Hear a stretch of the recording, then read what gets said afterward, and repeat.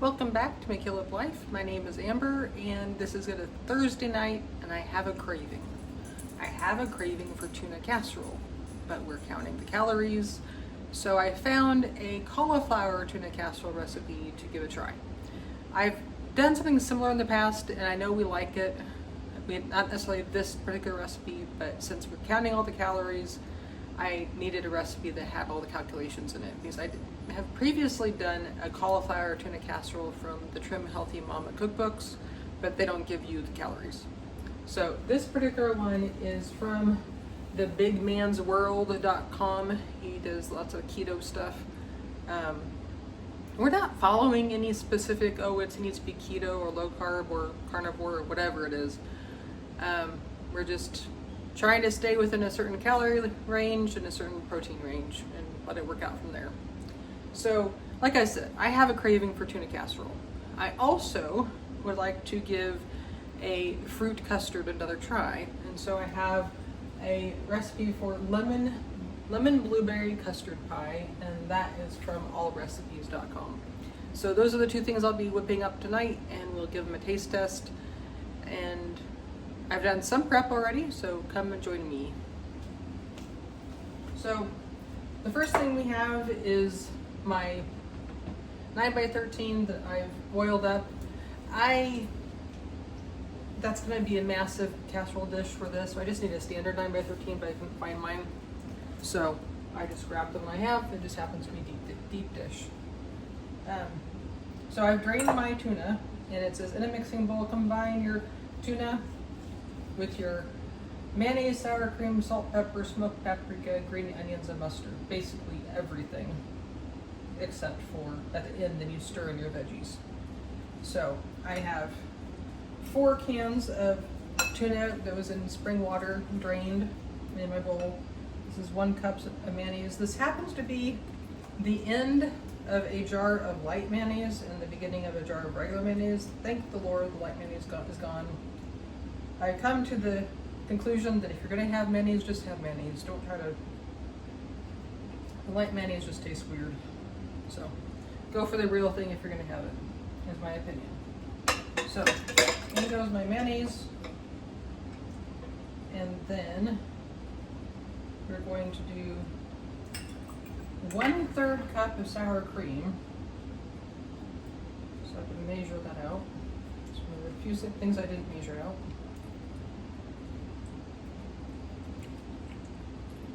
And for me, a major taste in tuna casserole is celery. This particular recipe didn't call for celery, but I'm going to add in a cup of celery because I just look for that flavor when I'm eating a tuna casserole. It's not going to change the calories much at all. If anything, it might actually. I think celery is one of those negative foods where you actually spend more energy digesting it than you actually get from it because it's so full of fiber. So I'm not concerned about how that's going to impact the calories. So there's my sour cream.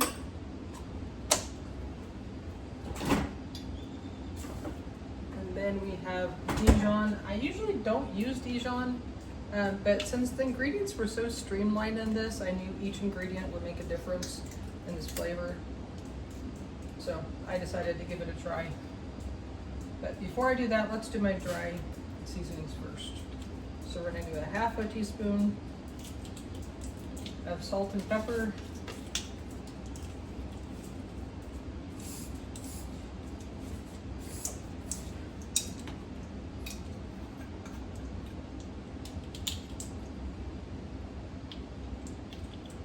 And then 1/4 teaspoon of smoked paprika.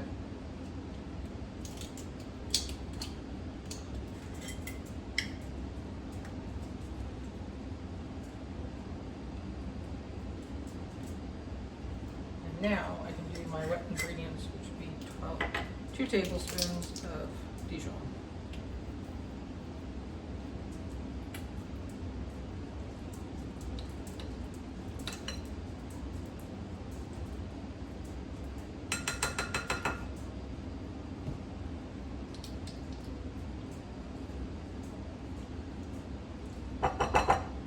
So what food have you been craving recently? And how can you adjust it so it fits within your current goals? I'm really trying to include the foods I love, include the foods I crave. Try to find an alternative version of the foods I'm craving that is palatable. No, not like light mayonnaise. No, it's not gonna work. Just do without or have a smaller portion.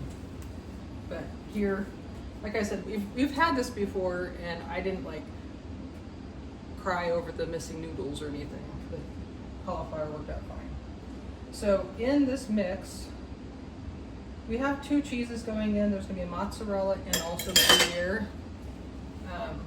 And they want us to top it with a Gruyere, but mix the mozzarella in. So here's a cup of mozzarella going in.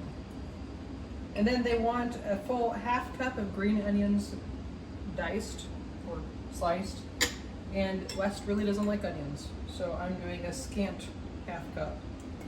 No, less for his sake, but not skipping the ingredient completely. And now it's just a matter of mixing it. So one of the things this recipe calls for is cauliflower cut and cooked before you even start. And that was a tip I had taken from the other recipe I had used before, that if you chop up your cauliflower finely and stick it in the microwave with a little bit of water for 3 or so minutes, it helps the cooking time when it goes to the oven. So that's what I've done over here. And I kind of wish this recipe was in grams, because it's all a guesstimate when you start going, here's a cup of this and a cup of that and a ½ cup of this. So there's my tuna mixture. And so here is my finely chopped cauliflower that I put a little bit of water in the bottom of this. I microwaved the whole thing for 3 minutes, straight in water. And then this was chopped celery from my freezer that I just defrosted. Just making sure it's drained as much as possible before losing all the food off the plate. And mix that in. So, other than the prepping of the cauliflower, this is a pretty straightforward recipe. It doesn't take a whole lot of, and then shredding of your cheese. But if you really wanted to make it really simple, you could buy pre-shredded cheese and some cauliflower rice from the freezer section. I don't mind the cauliflower rice, but I prefer to grate my own cheese because I feel like it melts better without the coating they put on melted unshredded cheese in the bags. So I don't mind shredding it at home. But that is a step. So the labor is chopping and cooking your cauliflower, chopping and shredding your cheese, and then draining your cans, and here you are. So I'm going to put this into my casserole.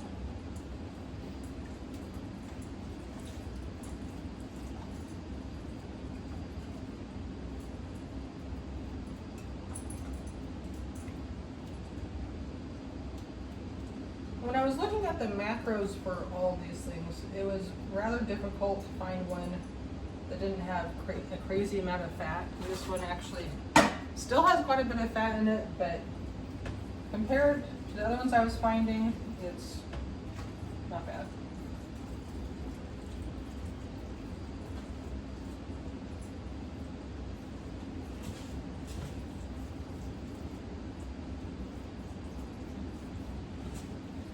Just spreading it out to a nice even layer.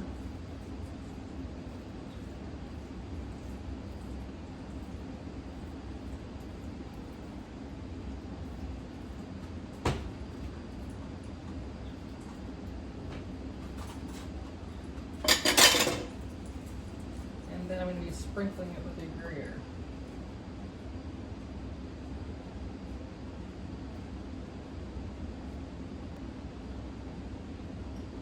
So I will definitely have this recipe linked below. So if you're curious about all the exact measurements and all his tips and tricks and notes in the recipe, will be available for you. So I have some chicken I'm meal prepping in the oven right now. As soon as that comes out, I'll pop this into the oven. says 350 for 15 to 20 minutes. So pretty straightforward. And in the meantime, I'm gonna clean up a little bit and get started to get the ingredients ready for the custard pie. Welcome back, and now we're into working on the pie. Back in the background, you can see the casseroles out of the oven. So the first step is creaming the butter. So carefully moving things out of the way. Doesn't take much when there's only 1 tablespoon of butter. So, and it's soft. In with the sugar, it's 2/3 cup.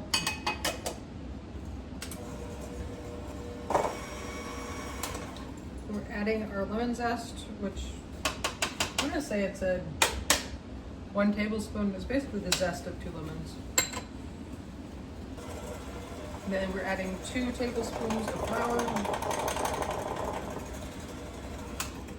We're adding 3 tablespoons of lemon juice. And I think this is about right, but just to be careful, since lemon juice can change how things cook. So yeah, I add more than enough lemon juice in those 2 lemons. So there's the lemon juice. 2 egg yolks.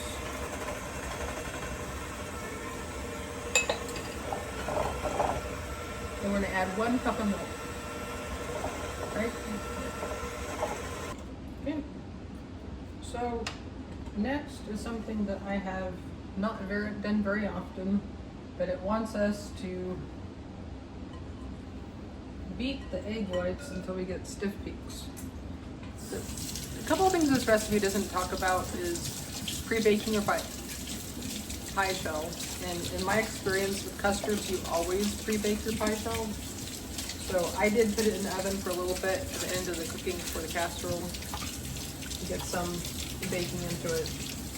Another thing it doesn't mention is if you are not experienced or comfortable doing stiff peaks, you can ensure the process goes better and you don't over whip the egg whites by putting some cream of tartar in the egg whites. So I have my 2 egg whites in here in a very clean bowl, and according to Google, it was saying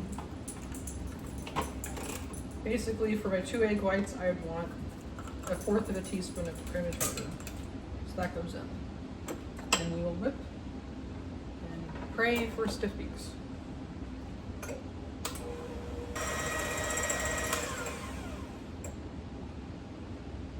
We call that soft peaks.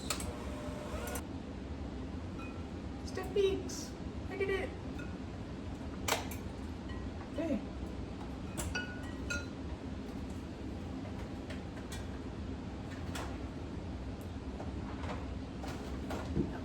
Need a larger spatula so I can fold this in. That's the whole point of getting stiff peaks, gently fold it in, yes.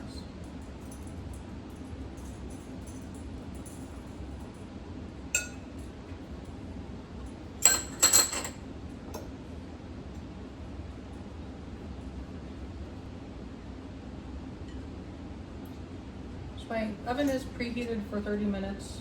We're gonna gently fold this together, put it into my pie crust, scatter over my blueberries, and then we're gonna bake it. And it says bake it for 50 minutes, but at the 30-minute mark, cover it with some foil so it doesn't brown too much. So here's my pie shell. Here's my custard, my lemon custard base.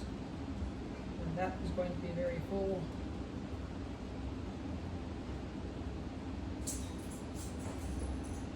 And this is a deep dish pie shell, so hopefully it'll all work out. And I do have a pan underneath all this in case it overflows and drips, which custards can tend to do. Now, this recipe did say fresh blueberries. I only had frozen, so I let these defrost throughout the day on the counter. The danger with these is that it might make it more juicy or watery, but I'm praying that they'll be okay. So it's a 1 3/4 cup of berries.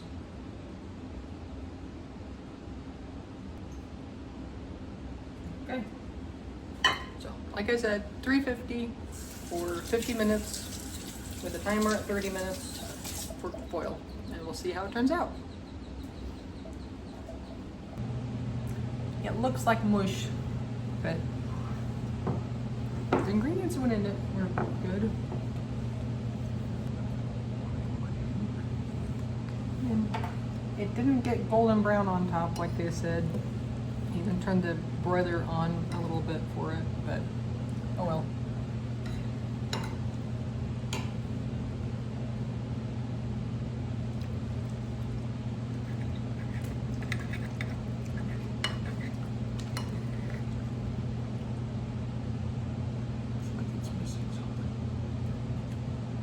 Noodles, bread. I think the flavor is actually pretty good. Tasty. The cauliflower could have been cooked a little bit more, but overall I think it's a good option. My only problem is it doesn't look like a very big portion, so hopefully it fills us up. So we'll check back in with you when the pie is finished. So a note on the tuna casserole. It did have a pretty strong mustard flavor, so if you don't like mustard, I suggest cutting the mustard in half or not using the fancy mustard. But anywho, here's our lemon blueberry custard pie. And just like the other one, it's not as bad as the strawberry one, but it is lacking structure.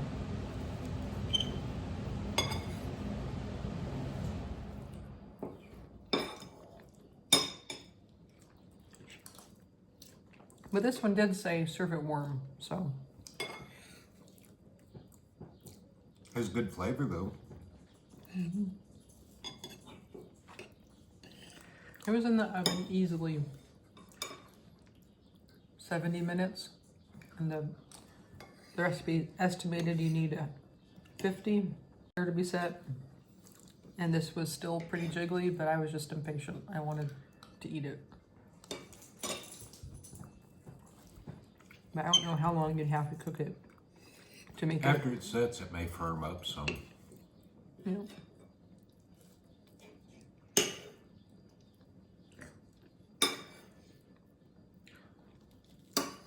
Kind of makes me think of a lemon meringue pie with blueberries. Kinda, yeah.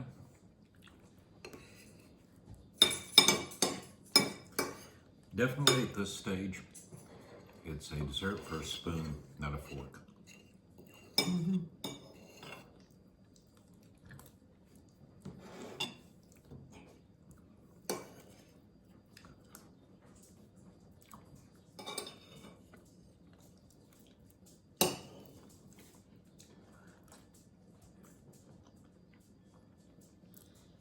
It's also kind of like the crust sort of just disappeared except for the edge. It just got fairly wet and blended in with everything. Oh. Well, it was tasty, very, very tasty, but still lacking structural integrity. So, Well, if you have any suggestions, put them below. yes, if you have a reliable fruit custard pie recipe, I'd be very interested to hear about it. So, until next time, we hope you have a wonderful day, and feel free to like and subscribe.